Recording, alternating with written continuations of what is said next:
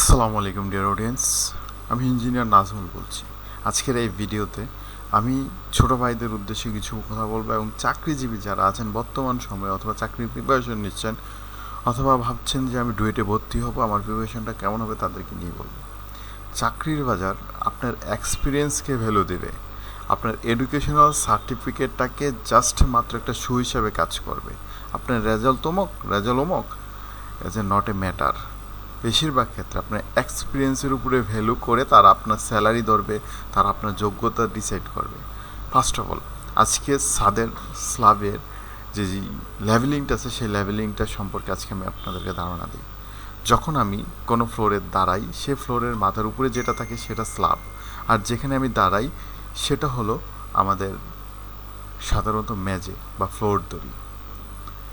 বিশেষ করে আমরা আমাদের যে স্ল্যাব কাস্টিংটা হয় সে কাস্টিংয়ের আগে আমরা কোনো মার্কিং অথবা চক অথবা রং দ্বারা পার্মানেন্টলি একটা মার্কিং করে নেই, যাতে করে এই লেভেলটা ধরে আমার পরবর্তী কাস্টিংয়ের প্রত্যেকটা জায়গায় সুতা কোনাকুনি ডাইকোনা করে আমি মিলাই নিতে পারি। প্লাস বিভিন্ন রুলস থাকে সাথে শাটারিংয়ের ক্ষেত্রে, কেউ স্টিল শাটার করে, কেউ উডেন শাটার করে।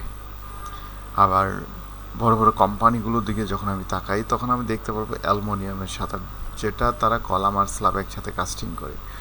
কাজের কোয়ালিটি, কাজের এক্সপিরিয়েন্স, স্কিল জিনিসটা ডিপেন্ড করে তুমি কোন পরিবেশে কাজ শিখতেছো। হয়তো কোনো ক্ষেত্র বিশেষে এসে তোমার কাজের কোয়ালিটি এক্সপিরিয়েন্স বেড়ে যেতে পারে। বড় বড় কোম্পানি, ব্র্যান্ড কোম্পানিগুলো যেভাবে কাজ করে, তাদের কাজের কোয়ালিটি যেমন, তাদের ডিপার্টমেন্টগুলো যেভাবে কাজ করে, যখন তুমি ওই কোম্পানিগুলোতে কাজ করবে তখন সেই জিনিসটা শিখে যেতে পারবে।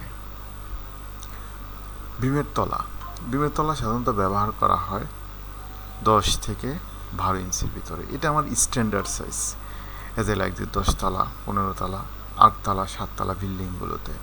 লিফটের সাথে সর্বদা ব্যবহার করা হয়